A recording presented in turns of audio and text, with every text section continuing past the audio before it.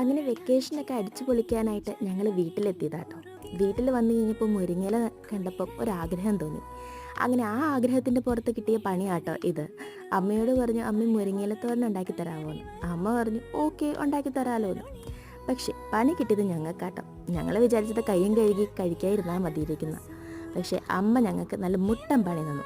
രണ്ട് പെൺമക്കളും കൂടെ ഇരുന്ന് വൃത്തിയാക്കിക്കൊള്ളാൻ പറഞ്ഞു.